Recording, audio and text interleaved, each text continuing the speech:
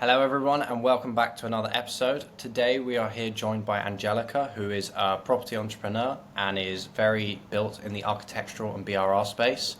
Um, so, we're going to jump right into it. Angelica, looking back over your earliest years, where would you say that there were things that shaped you and led you to be the person that you are today? That's a really good question. I would say when I was younger, I did so many different things. I was really exposed to lots of different environments. I was a part of so many different clubs. And I think generally from a really young age, my mum took me with her wherever she went. And that Yeah. kind of allowed me to be around lots of different types of people, lots of different scenarios. And from there, I think I just observed a lot. And that helped me become adaptable. And I Yeah. think adaptability is a really key trait of being an entrepreneur. And what were some of those specific examples or scenarios? So, for example, my mum, she has a cleaning business, but when she first started her cleaning business, it was just her, and she would sometimes have to bring me along with, to work while she was cleaning someone's house, and I would just sort of sit there. And I think that kind of sparked the interest in architecture as well, because I'd go into some really lovely houses, I'd see how my mum would talk to the clients, and I think from then on I was quite interested in like people, and I was always around adults, and adults would always talk to me like an adult, not like a child. So that was one. When I was at school, I was super active, so I was always in lots of different sports teams, and I think sports has been a really, really key part of my life, and is I continue to do sports every day now. So I did gymnastics. I trained like 3 hours a week in gymnastics. I did 3 hours of dance and acting and singing. I was very expressive. I couldn't sit still. Um, I would play football. I was the only girl playing basketball with the guys when we went to school. So I was always active and trying to move around. And I think in sports as well, you learn so much about discipline.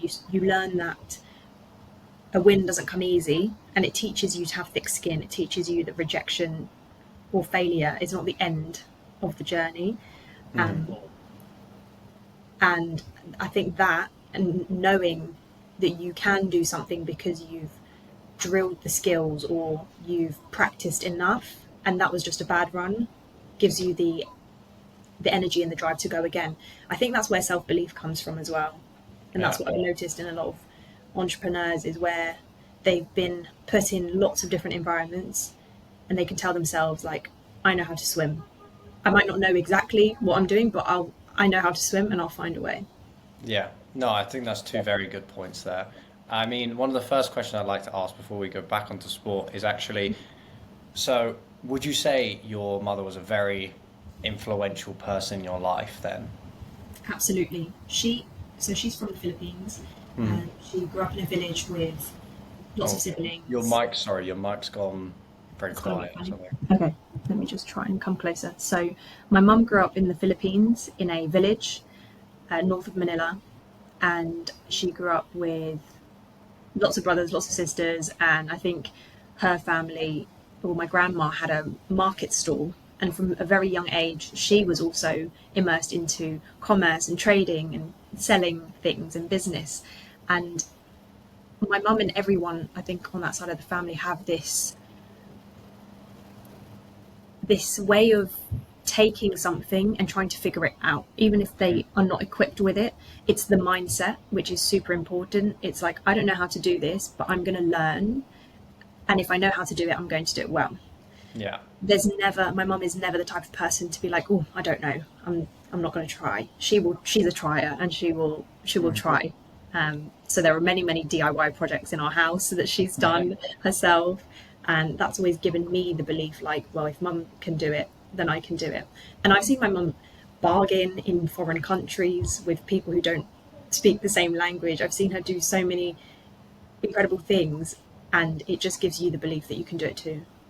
Yeah. No, well, I think it's a super important thing, and I think you can definitely get that with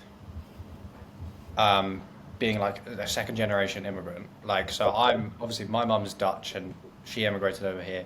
Obviously, very different culture between Dutch and the Philippines, but in terms of like that hard work and that grit and that determination, I think it's very important characteristics to have instilled in you from a parent or just having them do it and they're leading by example, which it sounds like your mum did an amazing job of. Definitely.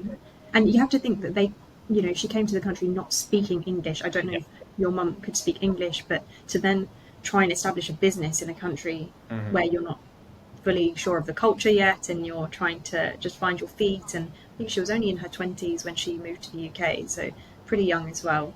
Yeah, it's just really, really cool. Yeah. I mean, that's a very inspirational person to have in your life, and no wonder she's been so affluential in that, would you say? Yes, absolutely. And my dad too. My dad, I don't live with my dad, but I see him every week and he is like one of my best friends.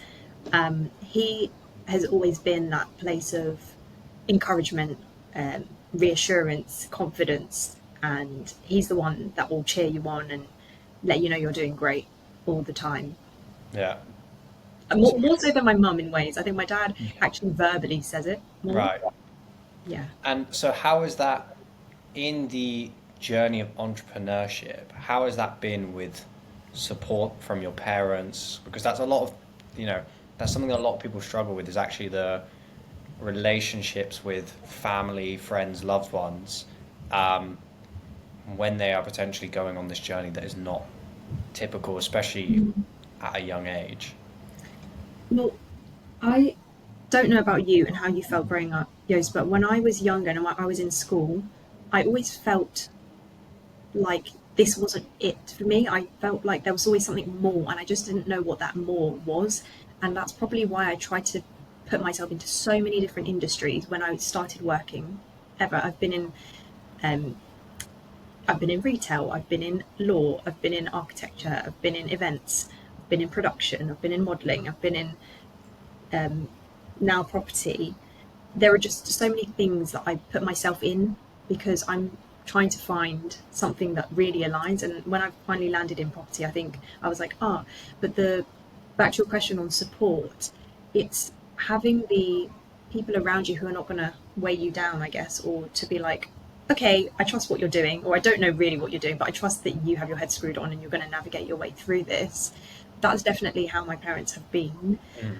I would say my dad, when I first explained property and I was even trying to explain the concepts of bridging finance and how do you buy a house with not all of the money, you know, he was like, what on earth is that? Like, and my dad is absolutely not a risk taker. He is like the end of the spectrum of like being safe and secure and stable. So when I first explained that I was going to do this property thing, I think he was like, sounds complex, but he's like, I know you're going to figure it out. And over time, I've had to prove to him, you know, this is how it works. And then when projects have actually completed, he's like, oh wow, okay, like it actually does work. Like he's got proof of concept. So Yeah. that's been good. But I think, you know, both my parents have different mentalities, but the underlying commonality is that they believe in me. Yeah. Yeah. No, I think that's super important. Is almost that they don't necessarily know, as you said, have to know what exactly you're doing, but they trust that you're going to make it work. And that, I think, for me, has always been like, I've always just had this, I call it arrogance, but maybe it's not arrogance, but I always just had the idea that, like, I just believed in myself and I was like, well, I just am going to do it because, like, that's always the vision that I've had for myself. And I never necessarily knew what or how, but I always was like, I will. That was kind of the mentality that I've always adopted. And it sounds like you very much almost had that installed into you by your parents and then reinforced in the best way. Yes, definitely. And when you have such a safety blanket from home or from your closest people, that gives you the, I guess you're not afraid to fail because you know that you'll be fine. No, I actually love failure. I think failure is so interesting and so important. Like, I want to fail because then Yeah. I know how to fix it or how to make it better. But I think a lot of people who might not have that belief in themselves will link failure to something about them Yeah. not being enough, good enough. Mm. So yeah. Yeah. And you touched on kind of school and that not being for you. So what was your school experience like? I was a really good student. I got really good grades, 7 A stars at GCSE, 4 A's, but I was the type of person that would get by not really doing a lot. I didn't have to try that hard. I think it just naturally came to me. I did like school more for like the socializing aspect of it. So I wouldn't ever say I'm not academic because I know that I am. But business is where I really thrive.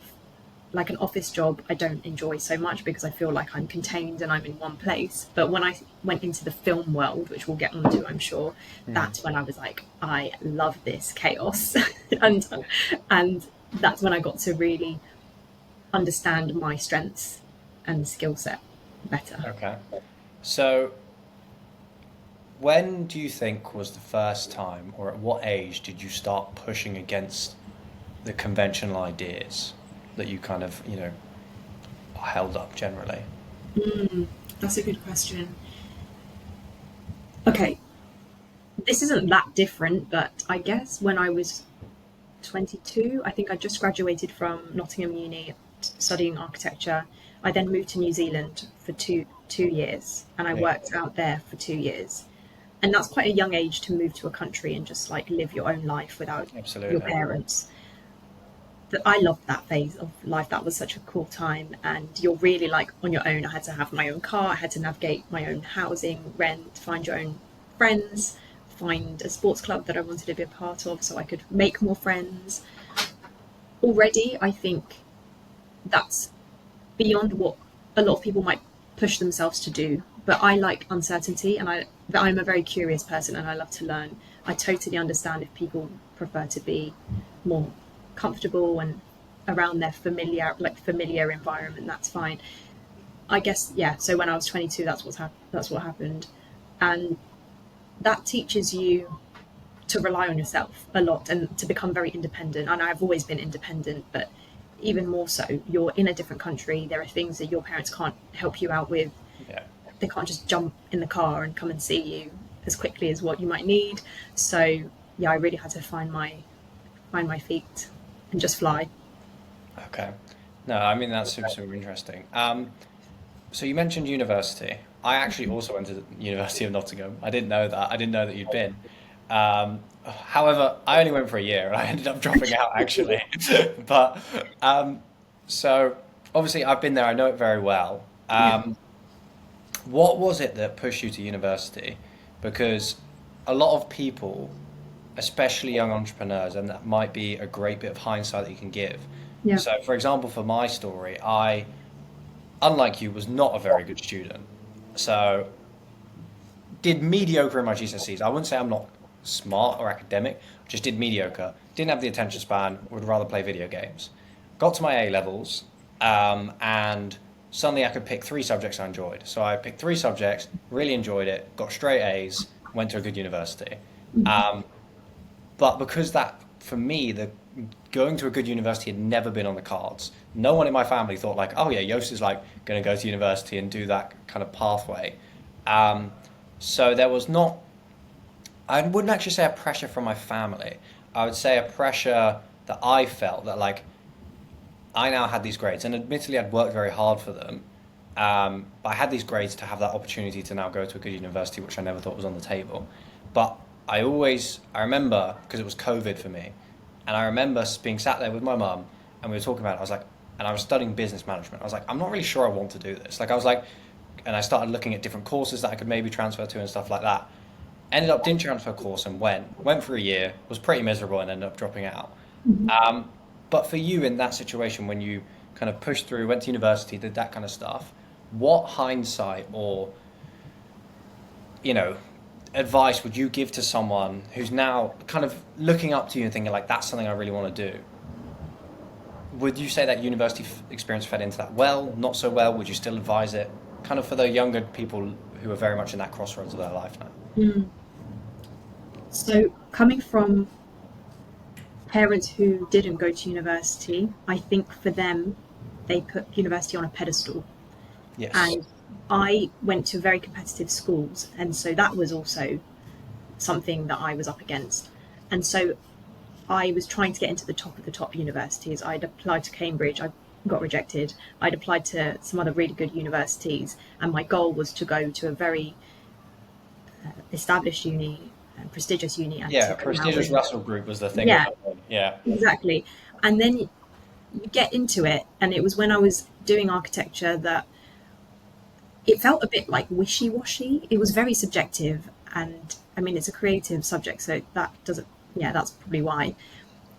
But I actually learned more doing placements or internships, and I would say in hindsight, I would tell anyone this: university is good if you are pursuing a professional degree that you are sure about. When I mean professional degree, like engineering or being a doctor, being a lawyer, something that you need to do those studies in order to achieve.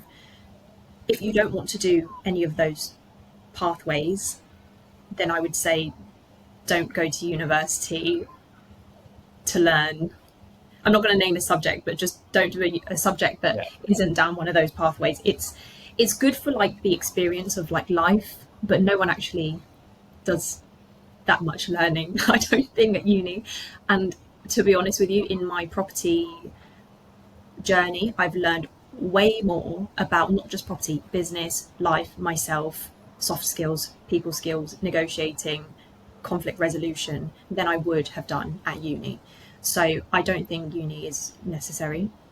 I think it's a good it's good to have as like a backup, but I don't think people should feel that if they don't go to uni then they've failed. No, absolutely not. And I know some very, very smart people, my dad being one of them, but even like friends who maybe aren't so academic, don't necessarily get best grades at school. They would not enjoy uni, but they would absolutely kill it going straight into an apprenticeship or a placement somewhere. Yeah. No, I can agree with that. I think a similar story like yourself, I was in that kind of crossroads, and my mum had been to university, got a master's degree, but my dad didn't go to university. And I think he always wanted me to go to university. So again, like I talked about, having that opportunity from never thinking I would really go to having this opportunity to go to a top tier university, it kind of, I think I put that pressure on myself slightly. And I think a lot of people can probably relate to that, as you said, and I'm sure there's people listening and watching going like, how do you, because that's a really hard decision to make, to have the self-awareness, one, to know that it's not the right thing for you, but also to have the self-belief to potentially stand up or fight, not fight, but put the point across to your parents or something like that, who are saying like, no, we want you to do this, it's a good step to do. I think that's a very hard balance to do. um, and I would definitely say as well that I don't necessarily think uni's a bad thing, because I think it's a great time to also have 3 years of like, it gives you another 3 years to kind of figure out what you do and don't like. In the time of like, you don't have to go into work, you can still spend time figuring out what you want to do, because although I dropped out of uni once, I did a degree apprenticeship, did that for another 3 years, also didn't finish that, funnily enough, but that gave me more time to figure out what I wanted to do, and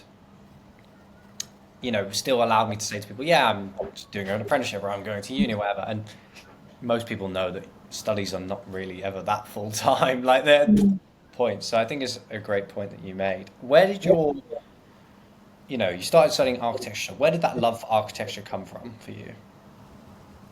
Like I said, it was probably from being in all these nice houses that my mum was cleaning, and I lived in a flat growing up, so it was always very like, it's quite a big flat, to be honest. But to see houses with gardens and stairs, I was like, wow. And I used to draw houses. Kids would draw houses like squares with roofs, triangle roofs. I would draw houses in floor plan.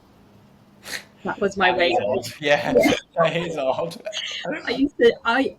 When was this? Like in the year 2000, I was already doing open planned living spaces with like nice L-shaped sofas, a water slide from my bedroom window, obviously into a swimming pool. But this, I loved designing stuff, and I Right. either thought I wanted to be a fashion designer or an architect. Okay. Um, and to have done 3 years at uni, and then to have done my placement year, and then it was at the crossroads of deciding, do I want to do my master's or not? It was explaining that to my parents, which was a bit like, more so my mum, because you've already spent this much time invested into it, which I don't think has like gone to waste at all. Definitely every single thing that you do will shape you. It's more, my mum probably wanted me to go to the end to be like, yay, I've got the title architect. But to be honest, I think, and a lot of my peers would agree, that an architect is quite a glorified title in relation to the type of pay that you get here in the UK. Yeah. People hear the word architect and they're like, ooh, but it's not. You don't get paid your worth at all. Yeah. And it was then when my dad understood. He was like, I get it. If you just want to try something else, go for it. When I decided I wanted to, this was during COVID, blend a little bit more of my own passion and design in a way that felt aligned to me, I decided to try to get into production, like designing for music videos or for experiential events, concerts, shows, things like that, TV. And then I ended up getting headhunted to work on an Amazon feature film. And I was like, yes, absolutely yes. I can't wait to see what this holds. And when I entered that industry, and my base pay, or let's say my first starting salary as an art department assistant, was more than what I would be earning as a fully qualified architect, I was like, yeah, no, I'm done with architecture. This is definitely where I'm going to stay and continue working towards. Yeah, I mean, again, I'm not sure you know this, but my degree apprenticeship was at Amazon. So like, and I know like because my starting pay for that degree apprenticeship was high. Let's say Yeah. I think I started on £28,000 a year at 19, and then when I finished, I was on £40,000 a year at like Yeah. 21 or something like that, which is nuts. Like Amazon pay very well. So if anyone just a general thing, if anyone's looking at tech jobs, they do generally pay very well. But what was that experience like for you? Like what feature film were you doing, and what did you learn on that? Okay, so that film was called My Policeman. That was Harry Styles. That was a small film that we shot in Twickenham Wait, sorry, just Studios. come slightly closer. Okay, so it was a Harry Styles film called My Policeman, which we shot in Twickenham Studios. And then from there, I ended up going on to other films. It was Napoleon, Ridley Scott's Napoleon, um, the Wicked movie with Ariana Grande, and most recently, The Amateur, which was Rami Malek. And there was another one as well, Wicked Little Letters, Olivia Colman.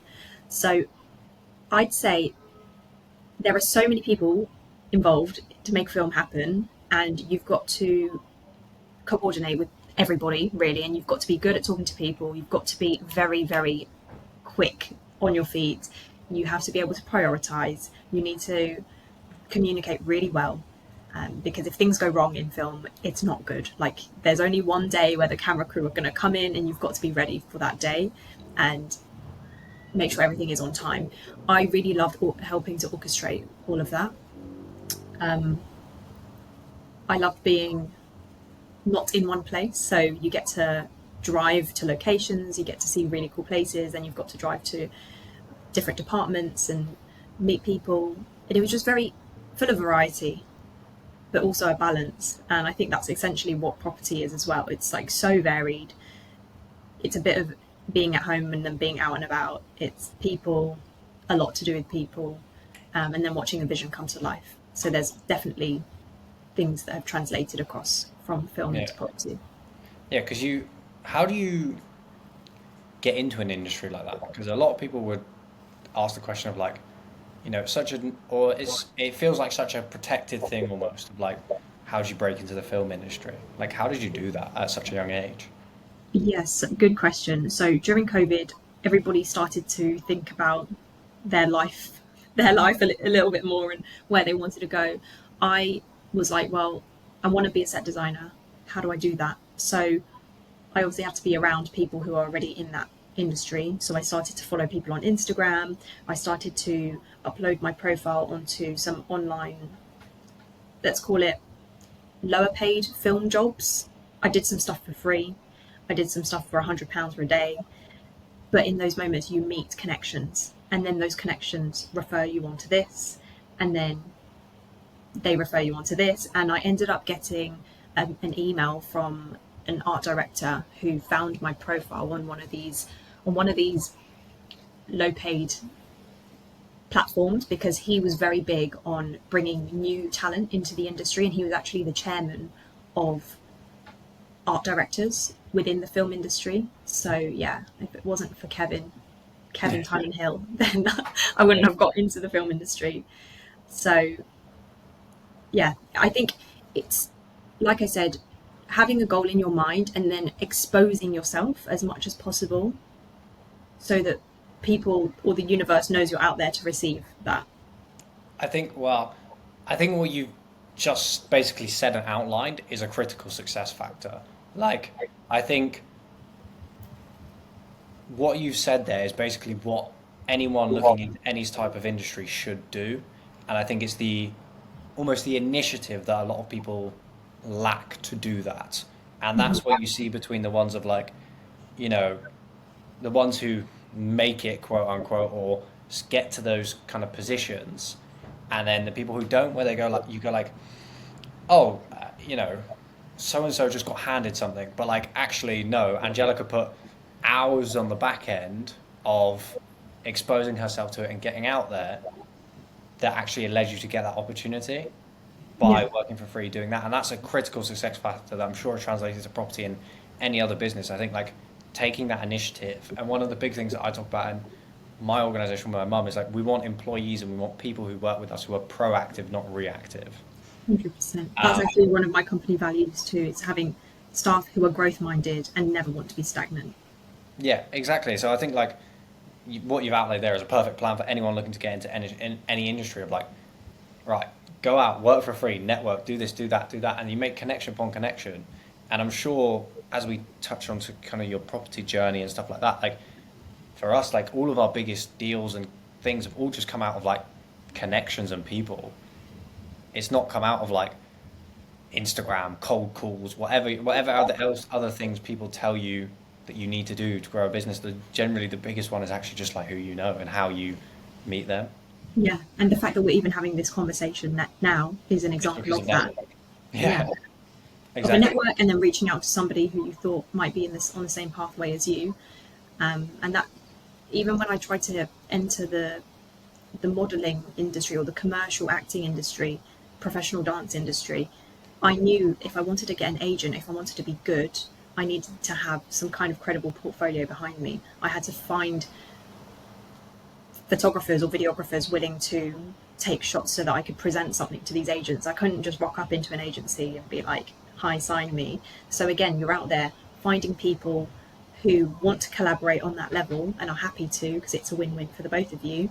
And then over time you build something great which then appears credible, and then you get signed. Yeah, well, I mean, it's a great point. Like, if you want to, um, like, for example, if we relate it to property, because a lot of people watching this will be in the property industry, you know, it's where both of our followings sit, is like, if you want to get into deal sourcing, or you want to get into refurbs, or if you want to get into the Airbnb space, go offer to work for someone who is where you want to be and offer to do that for free at low cost, whatever it is, right? Because that is going to get you the experience. Like a lot of people that I work with and talk to, they say, oh, but I don't have a portfolio, I don't have credibility, so how is a landlord going to trust me, or how is an investor going to trust me? And it's like, okay, how do you build that then? You know, you have to go out and build that credibility for people to want to work with you. Um, My On that, my first two employees ever, I met at a young entrepreneurs networking event in Oxford Street, central London. And at the time, it was just me, and I wasn't looking for people to hire. yeah, But they approached me because they had seen that my background was in architecture, and they were both also architectural students wanting to get into property development. They right. didn't know each other, but we just all came together, and they asked, like, Angelica, can we like shadow you in the summer? Can we work with you? Is there a way that we can learn from you? And I was like, it's just me right now. Like, I don't know how much I'm going to be able to pay you. They're like, it's fine. We just want to learn. And they ended up coming on board. And with the two of them, that was really when the momentum started being built in my business. And, you know, it wouldn't be what it is without them, because they helped me firstly learn how to be an employer, like a leader, and to what traits and qualities I like in people and who I want on my team. And the fact that they were at that type of networking event shows me that they've got the right mindset. Yeah.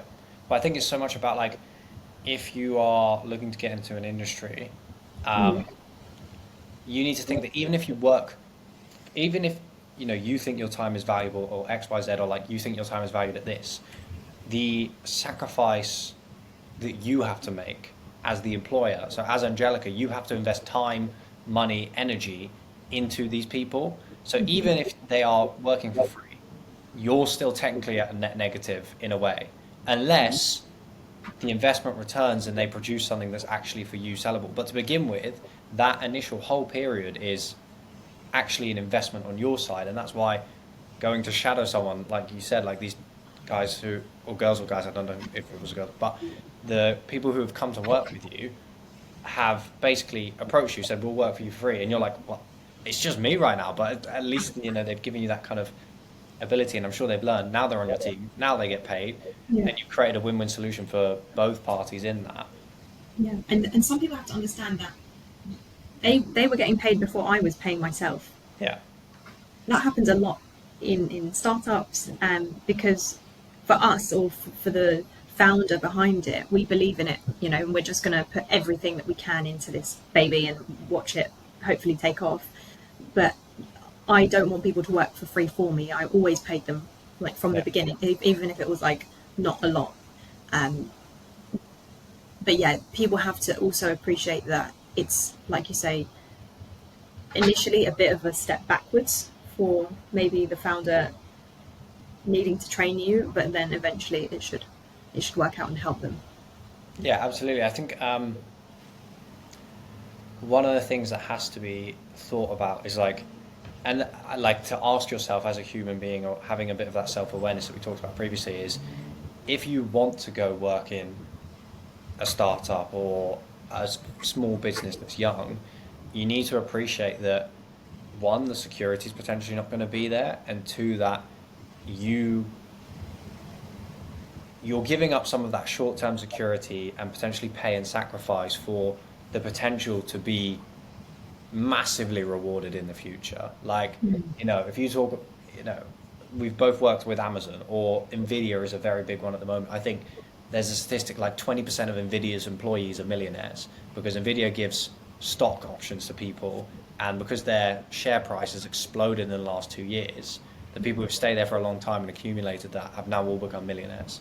So it's like, and as a person and being self-aware, you should ask yourself that question of like, is that what I want? Because it's not for everybody. And are there any kind of key questions or anything that you would say of like, should everyone be founders, and how do you figure that out for yourself? No, not everyone should be founders. That was really quick. I think if you don't like stress, if you don't like volatility, uncertainty, financial up and downness, don't don't do it, because you're going to lose all your hair. People who want to become founders need to know that it's not linear at all. And I don't even know if I could say it does this, because I don't think it does. I think it's just all over the place, really. You need to be,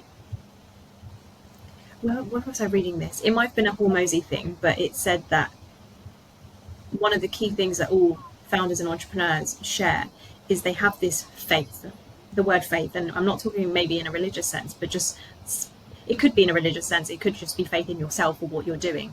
Because when everything is going terribly, when this project is delayed, when this refinance is slow, when this refurb is coming over budget, or when this sale has fallen through, everything's on fire in the background, and somehow you're like, I'm going to keep going because there's a way out of this. And you need to have the foundation set within yourself to get through stuff like that. And it's not easy. Of course, there are days where I'm like, what the heck? Why am I doing this? But then there's also great reward that comes with it. To be a founder, I think you need to have someone, if not yourself, a co-founder who is really good with people communicating. That's a huge one. And I've known founders who've had a really tough time with hiring because they struggle to manage people, and then employees leave and they're like, how can I retain people more? Yeah.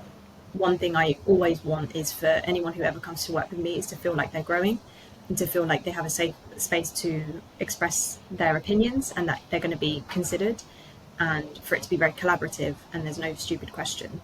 So if you, I guess the question you have to ask yourself is, would I want to work for me? Yeah, I think that's a great question to ask yourself. So to lay the foundations a little bit, you've been working in film, you're doing film studios. Is there a gap, or then did you just start to push yourself into the property industry? So I had accumulated a really good deposit for a house from working in film, and I started looking at properties in London, like out in Ruislip, Uxbridge, to potentially live in, viewing houses, putting offers in, and I realised that like I would have such a big mortgage, and I recently posted about this. My mum was like, you know, you're going to have a really beautiful house, but you're going to be really miserable in it, because you're going to be, your lifestyle's going to change. You're going to move out of an area where all your friends are. You're going to feel a bit more isolated, and every time you have to come in to meet your friends, you'll have to pay for transport. Your mortgage is going to be big, so you're not going to be able to go out as much as what you want. And that really hit me. And then I think I watched like a YouTube video about Robert Kiyosaki and just talking about assets and liabilities, and it was just from there I was like, I need to build myself a portfolio. I need houses to be working for me before I buy my own house. And then I started doing a bit of property training. Jamie York was the first educator that I learned with.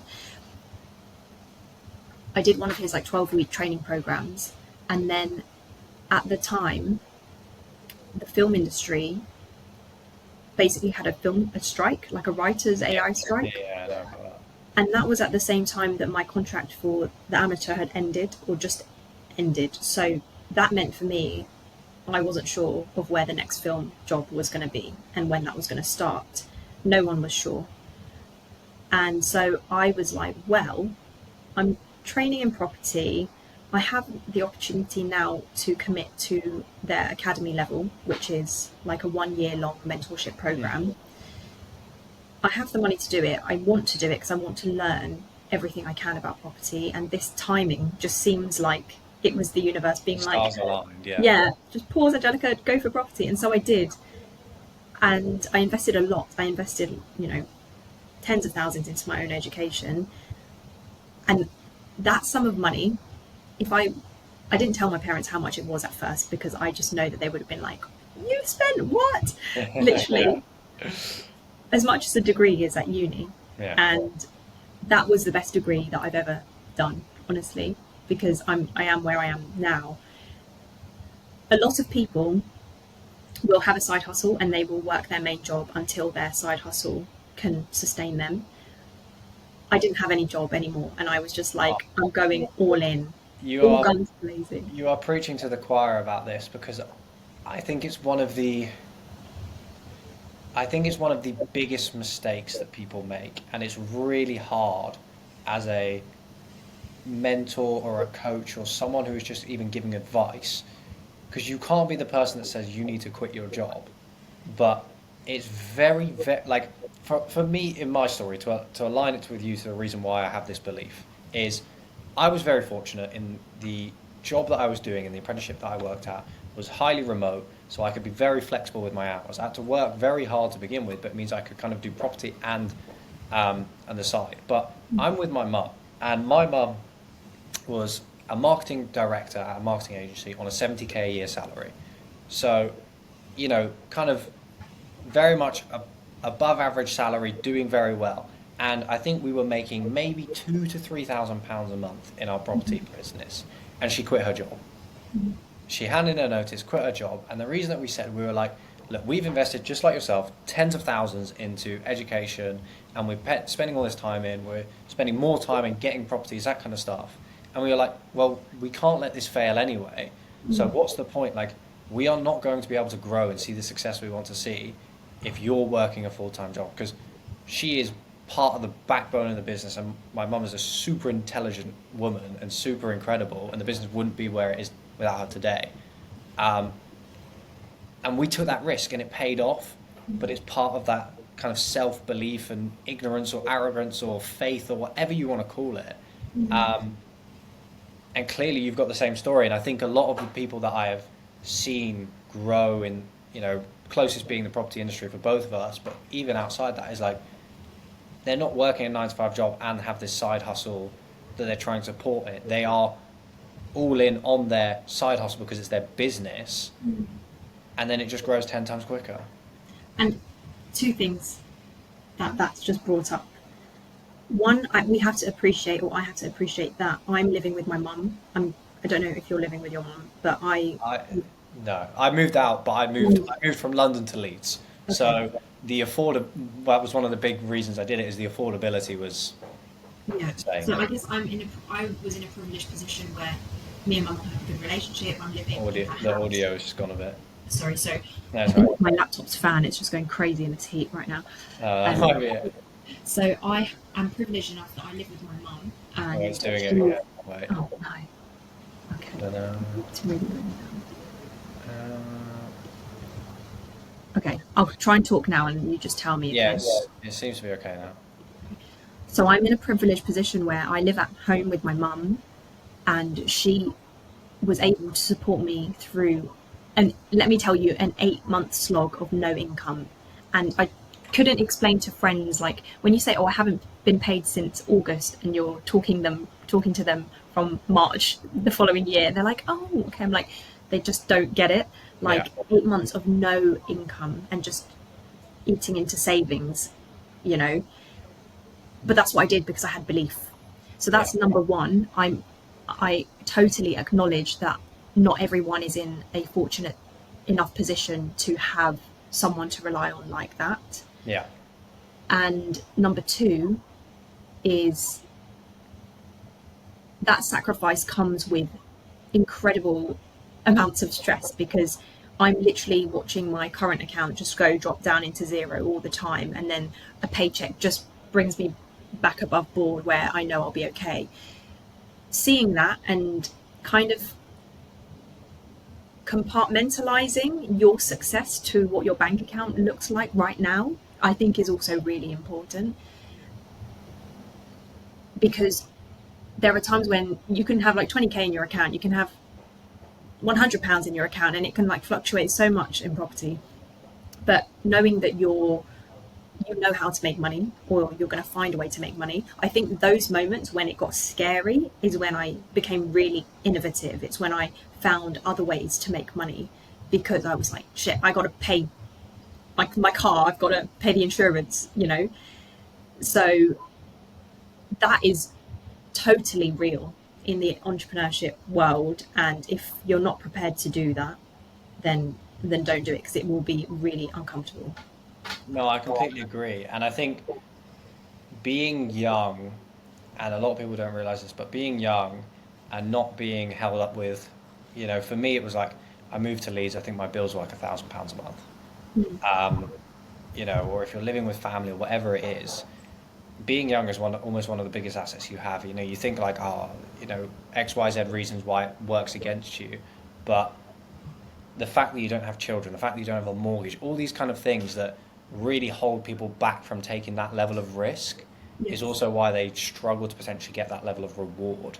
And I wholeheartely believe that if you've invested a lot of money and are investing a lot of time into your education, you shouldn't, like you said, how do you explain, you shouldn't care, because those people are not in the position you want to be in. And once, I think, for some people, it takes them longer to get to that breaking point of realizing, actually, if I'm really going to do this, because I've invested five, 10, 20,000 pounds into my education, and I'm investing all this time, I've actually got to do this properly. Mm. Um, and I made a video. I don't know if it's gone up on my socials yet. Which is like, I can get 2 hours of work. Sorry, I can get 2 weeks of work done in 2 days for most people, because it's like we have a team of, I think there's in total people that work with us on the business like nine. But if I count just like employees that we have is like five. So if you have five people doing 8 hour days or 10 hours days, that's like 50 hours of work. That's like one work week for most people.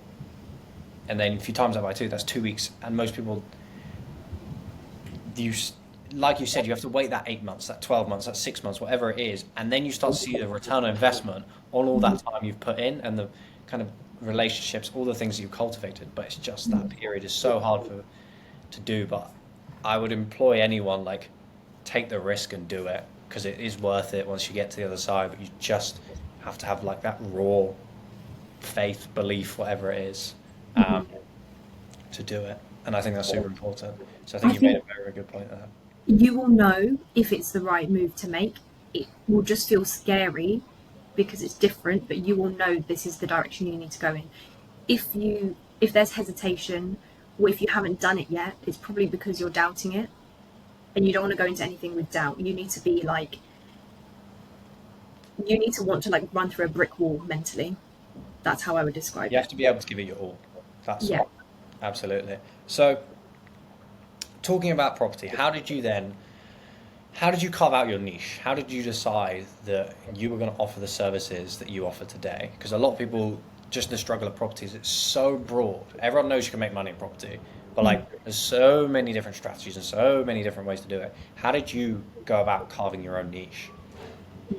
So, firstly, I had to figure out where can I give people value? Where do my strengths lie? And I like design. I love watching a vision come to life. So I already knew that I had to look at strategies that involved some kind of element of a refurb. And then I wanted to personally grow my own portfolio, and I was already looking at the BRR strategy.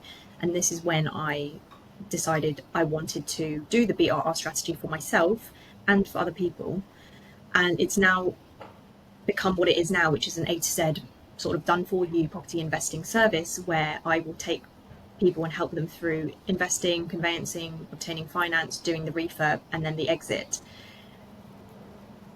The design aspect I really, really enjoy.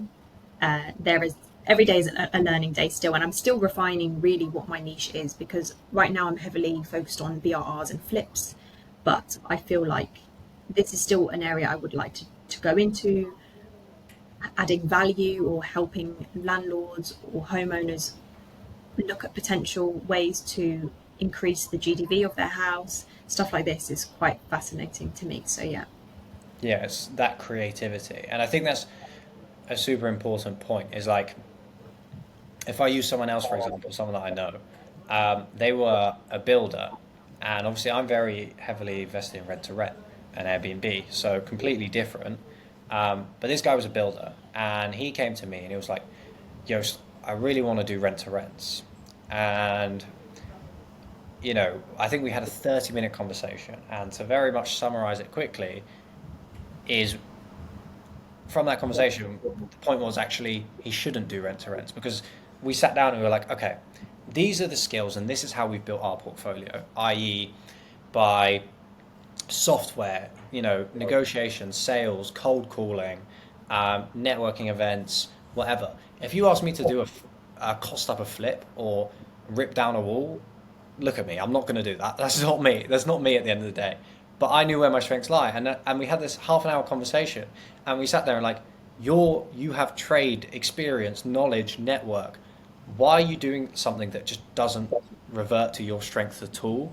And I think that's so important. Like, property is great and broad, but you just need to think, like, as you said, what value can you actually offer to an end client, an investor, a landlord, whatever it is, right? Where do you sit in that spectrum? And that's the path you should go down. It shouldn't be necessarily a monetary thing or whatever, because the money will come if you do the right things and offer the right value. I always believe that, you For know, sure. but it's something that needs to align with your skills, your beliefs. Yeah. So I And think that's super important. when an agent, if I'm active viewing and they say to me, "Oh, I know that you can see past all this mess and all these old carpets," like that tells me not everyone can. And so that's a skill, and you need to be able to harness that and be able to share that in some way. Absolutely. So you've kind of built your niche, you picked up. So what was the first deal that you did? So it was a portfolio building client who wanted a BRR.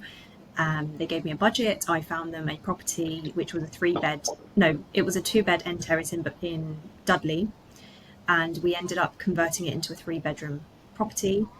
And I am so detailed when it comes to analysis and due diligence, and I always calculate things very conservatively. So we managed to spend 27K on the refurb. He purchased it at 136,000, and now it's worth 210. I don't know what the maths. What was the return on investment on that? I can't do it that So quickly. so he's renting it out for 1,000 a month. So his return on investment is something like, I think it's like 8%. Okay, Just well, just so come his, the mics. yeah. So his return on capital employed in terms Yeah, of the money that he left in around 30K, and he was able to extract about 54K of his original investment. right. That's pretty good for your first deal. Yeah, it didn't fail miserably. So that's all Yeah. that you want, right?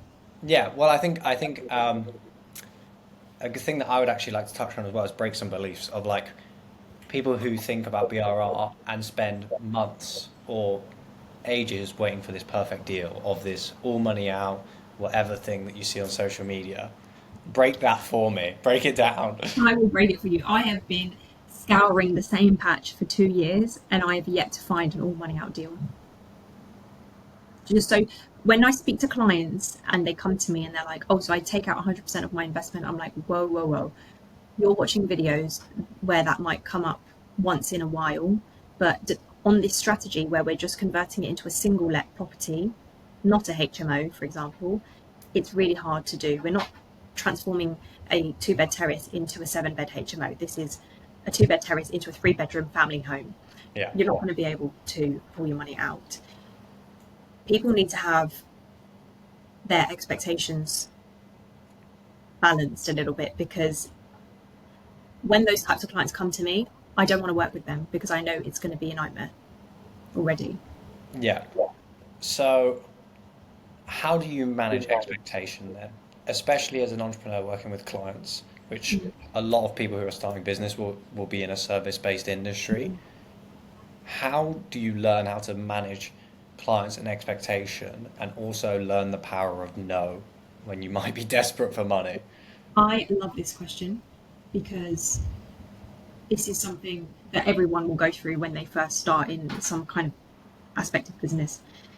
I used to speak to clients, and because they were a new client and I was really excited to just get something rolling, they would say, oh, could you find me a HMO, and then we want to do it to social housing and give it to a social housing provider. And I'd try and find a way to make it work. I'd be like, okay, I'm going to reach out to the people I know in social housing, and I'm going to look at like HMO regulations and try and figure this out, when I knew that that was not my path. I was trying to go down the BRR path, and they were asking me to do this. And I was so willing to adapt and flex my own trajectory to fit their goal, it never worked out. I never ended up like going down the road with that client, or it was just a big waste of time. We went in circles with meetings. And what I've learned now is I present it as, this is who I am, this is what I offer. BRRs in Birmingham at this return rate, or I can at least guarantee to get you this amount of money out of your initial investment. Take it or leave it. I don't need to work with you because I've got a bunch of other clients that I'm dealing with here. But if me and you are a good fit and this is what you want, and I tick all the boxes, and that you can see that the one key thing that I'm going to do for you is to give you back your time so that you can still move forwards financially, then I want to work with you. If you don't fit any of that, then we're not the right fit, and best wishes to you. I think I think that's another killer piece of advice. I think that's super, super important. Like I think I've gone through it on different stages. I think every service-based business owner goes through that of like, how do you work with clients and how do you learn to say no? Because having that criteria and being like, actually, no, I know my value, I know what I have to offer, take it or leave it. And that's incredibly hard to do when you're just first starting out. And when you sound a bit unsure of, oh, I could try and find you a HMO, I think it then gives the client the impression that you're actually not as certain on your own service. And if you come across as like yes or no, Yeah. then they're like, okay, I get it. She's like It this. shows experience, I think, Yeah. to back yourself so much that you're willing to walk away from money. Yes. And you sound not desperate. And investors or people can sense when you are desperate for business, and that's never gone well. Yes, and that's one of the questions I actually wanted to ask you. Obviously, so working in the BRR space, and you know, some people might say, not in a bad way, but they might say, okay, how are you getting investors where you're only giving them, let's say, an 8 to 12% return, and you're asking them to deploy 100, 150,000 capital? Yeah. How are you getting those investors? They might be like, I can't seem to get anyone, and I'm willing to do anything, and maybe that's Yeah. the problem. But how do you do that? So you have to understand firstly what problem are you solving and whose problem does that solve. There are a certain pool of people that need exactly what you're offering, and it takes a really long time to have conversations with a lot of different types of people to realize actually this is my ideal type of client. There are people, yes, there are people out there in the world wanting an 8 to 10% return on a BRR because they value someone doing it all for them. They acknowledge they haven't got the time, the skills, or the expertise or contacts to make that happen. They don't want their money stuck into an investment for 5 years on a fixed mortgage. They want to be able to pull out a majority of their investment within 6 months because they've got something else that they want to do, or they want to grow a portfolio aggressively. There are people out there who want that. And when you choose like one thing, this is what I do, and this is my bread and butter, and then you've built up credibility in that space, then more people will come to you. I completely agree. I completely agree. Um, so, tell us about you now. You've talked about your first deal, some key factors in how you grew the business. Where are you at now? So currently I'm running 8 live refurbs, 3 properties in legals.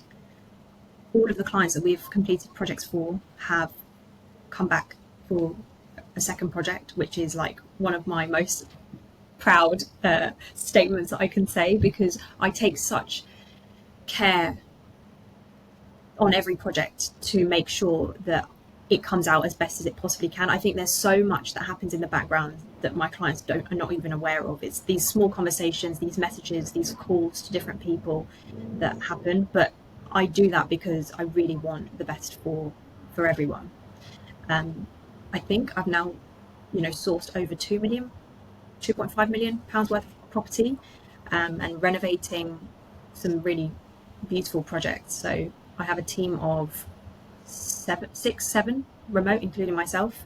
Everyone is remote, and that's a whole learning curve in itself as well. It's like, how do you build a company fully remote and create culture and create vibes? I'm curious to know how you do that, Joost. Yeah, I mean, I'm not sure I'm there yet. I mean, we've had a very long conversation about this previously. We've literally got a new hire who's starting on Monday.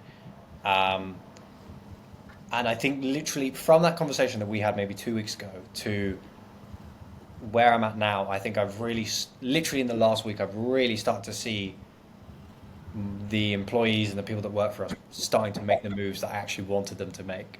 Mm. Um, and I think that is about of like, as a small business owner, you are so, so busy.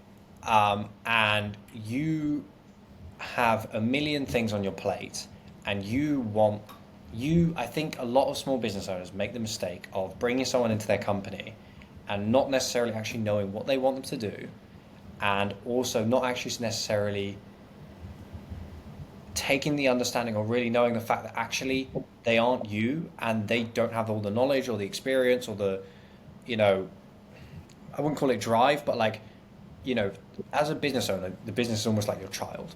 And these people, you have to invest time in training them and helping them understand what you actually want out of them.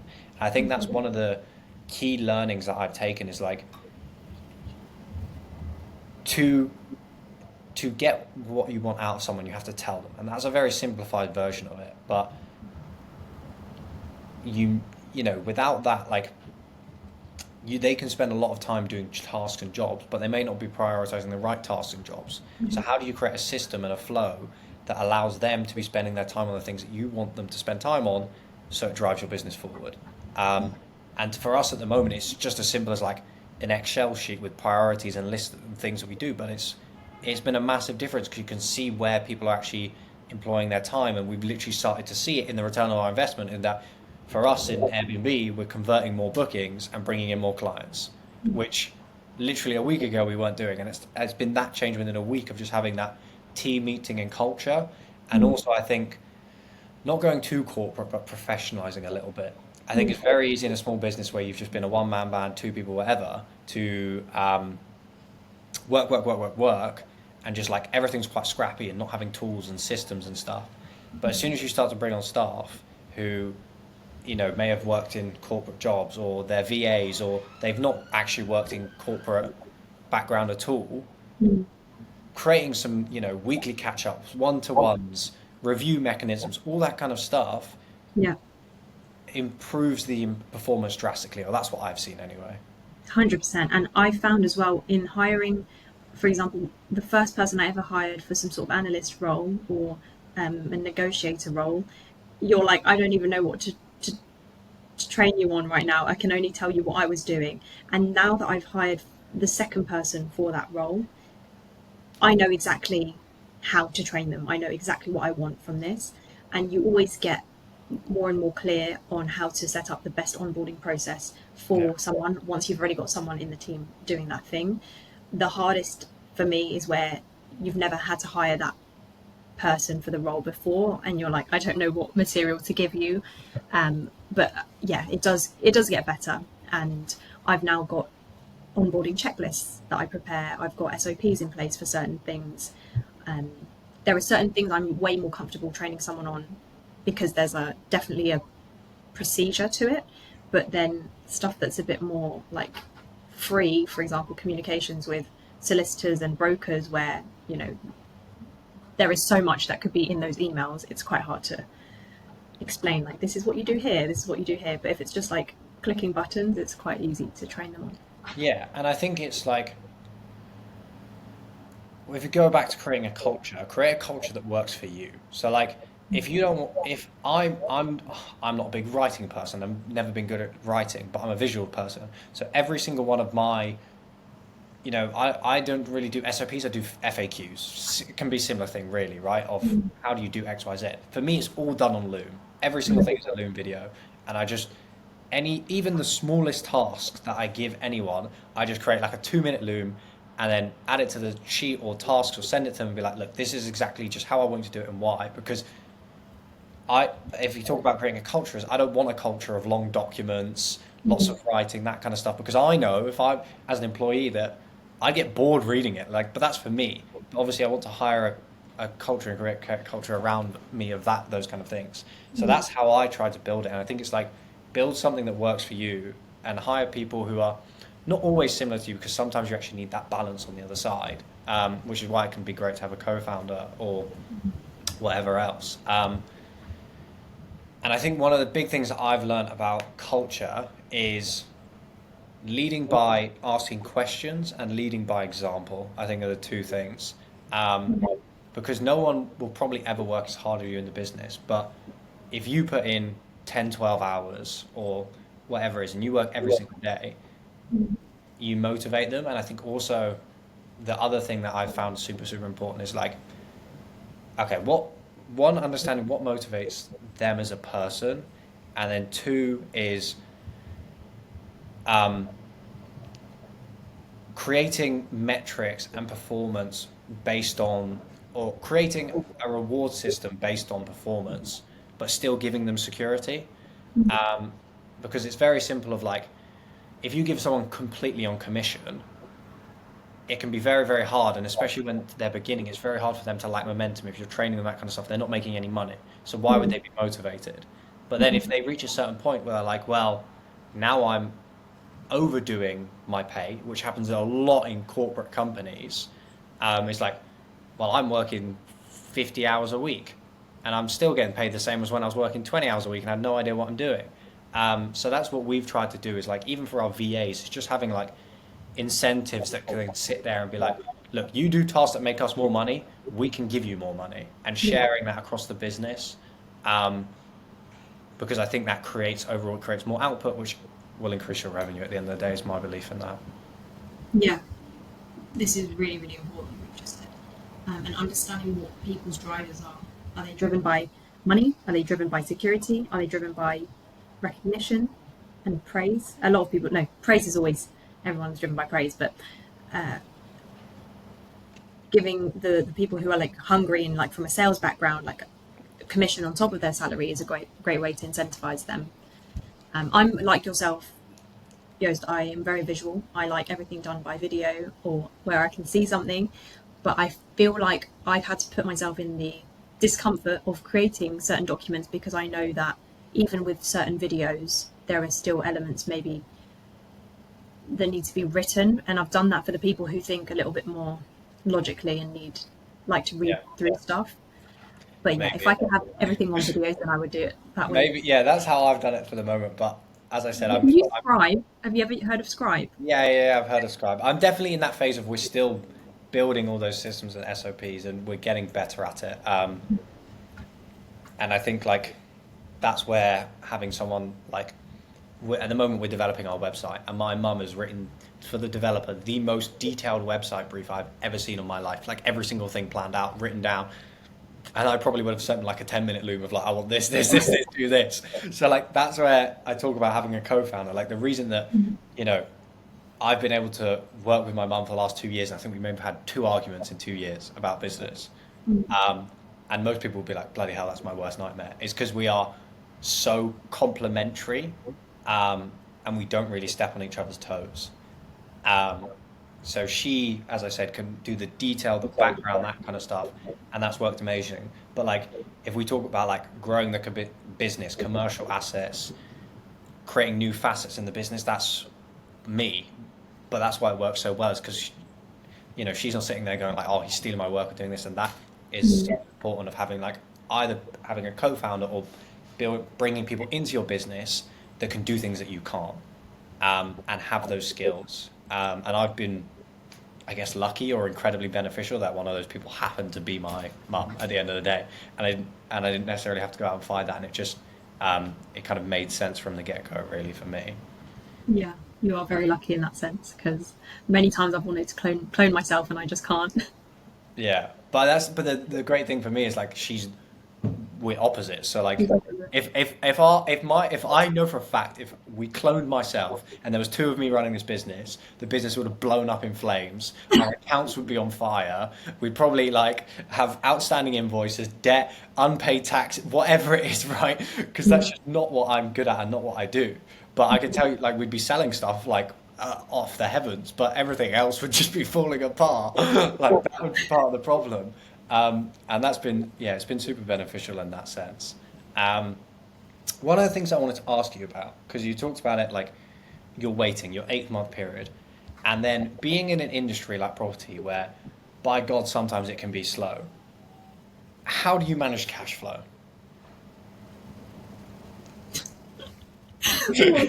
How do you manage cash flow? Um, Or what have you learned about managing cash flow? Because being in an industry like property, a lot of people find, like, I'm in rent to rent, which is obviously cash flow. Like the whole idea of rent to rent is cash flow, cash flow, cash flow, cash flow. yeah. Um, and a lot of people get into deal sourcing because they want cash flow. They need cash because most people are trying to replace their 9 to 5 job, and people don't necessarily realize that just because you get into deal sourcing doesn't mean the cash flow is just going to start coming in instantly. So, what can you tell people about that experience, and how have you managed it? I've I've basically had to restructure the way that I charge fees because obviously I do quite lengthy projects. It's not just like here's a house, see you later. It's here's a house, we're taking it through to conveyancing, we're taking it through to completion. People obviously then expect there to be a project management service. I can't charge all of that up front, so I have to stagger it. And I've had to refine how much I charge in certain areas based on like the time it will take to get to that process. The other thing I've learned more so recently is I'm not I'm not an accountant, and I probably should get one, because sometimes, especially when you don't have like a proper invoicing process, which is what I'm trying to create right now, there are invoices you've sent out or people owe you money and you're like, oh my God, I've got like 5K outstanding. This is like fantastic. This is exactly what I need right now. And it's being able to go and ask for those funds to be sent through when you thought that you were like at rock bottom, basically. So there's that. Um, don't get me wrong, there are months where I've had to put in money from my own savings just to be able to pay staff. Yeah. Sometimes it has to be done. But for the most part now, I've increased my fee structure. I've spaced out payment dates a little bit more, so I know what to expect too, because you don't like not knowing when you're going to get paid for something. And then I I know when to turn the tap on in terms of more clients booking calls with me, so then I can then convert more of those leads into actual clients, and then I know when to turn the tap off in terms of delivery. That's a huge balance in property, especially in the business that I'm doing. And I don't know if it's the same for you. Like if I opened up the tap for you, Joost, and I was like 10 new clients now, would you have the infrastructure to deal with it, or would it feel quite 10 intense? would be the top end. 10. All So, of this week, 10 this week. oh no, it would have to be like 10 in a month.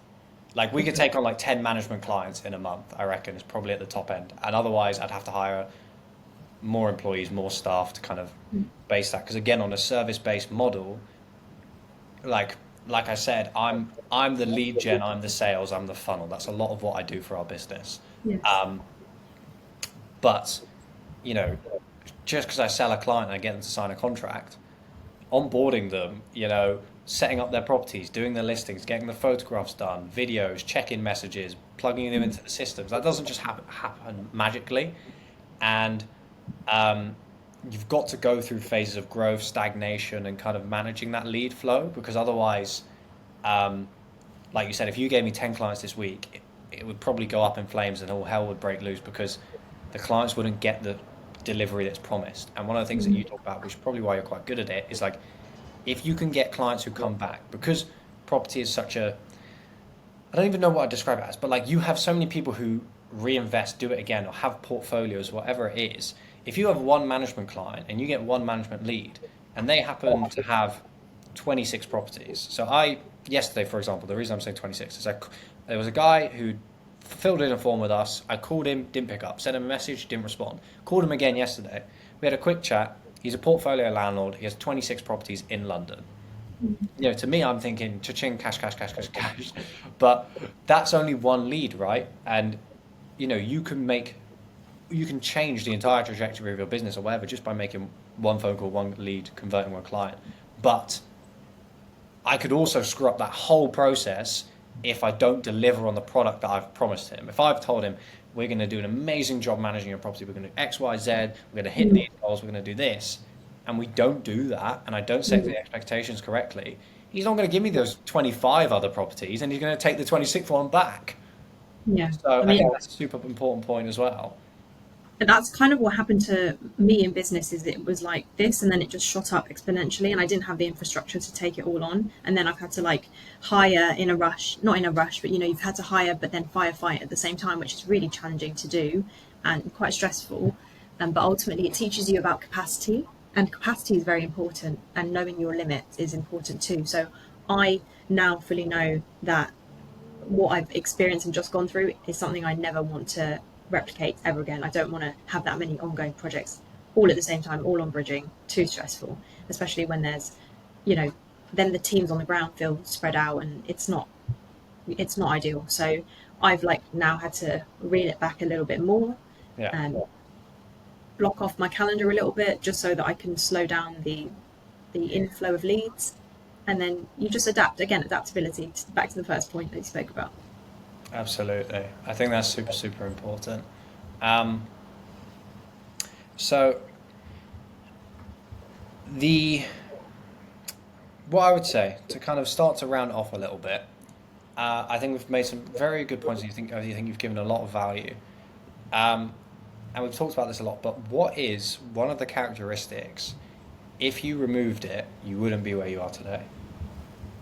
What a good question. Wow, I'm gonna have to think about this one. If I remove this characteristic,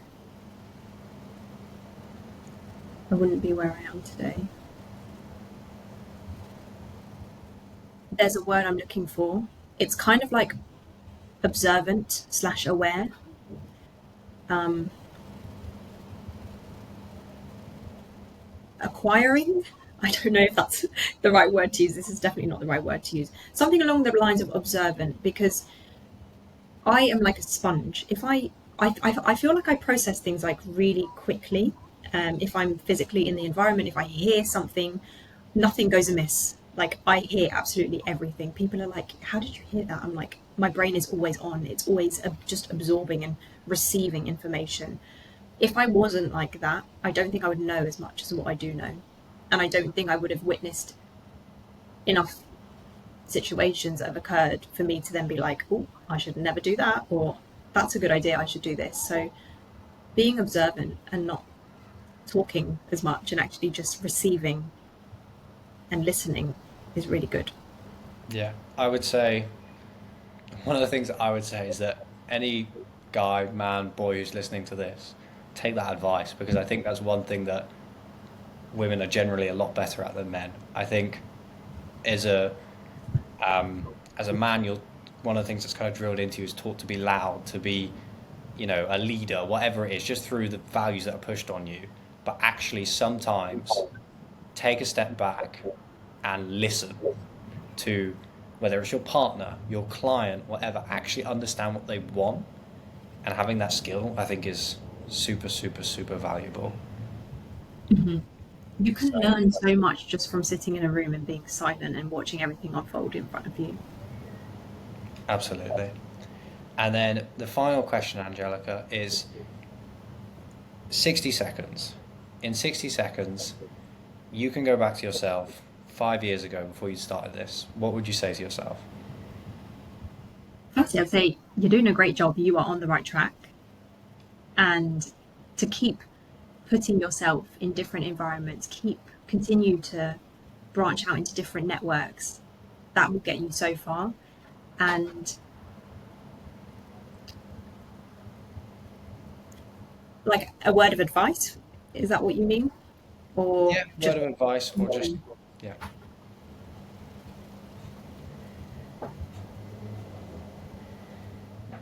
it's really, this is so interesting because I feel like I was on the right path.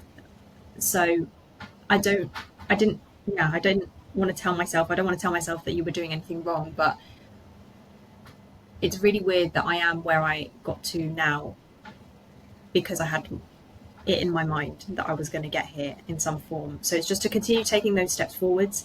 Every twist in the road or every speed bump is going to contribute to you being who you are today. Every difficulty or any challenge that you face, whether it's with work, career, relationships, that will shape you. And so to embrace the the downsides that we call downsides of life are actually life itself, and to appreciate the lows for what they are. Otherwise, we wouldn't be able to get through all aspects of life if you didn't have the low points as well. Low points are really like defining moments. So actually spend a lot of time trying to understand your low points. Yeah. Well, thank you so much, Angelica, for coming on. This has been a great episode. Thank you for having me. I've had such a good time chatting with you. All right. Thanks so much for watching, everyone. And that's the end.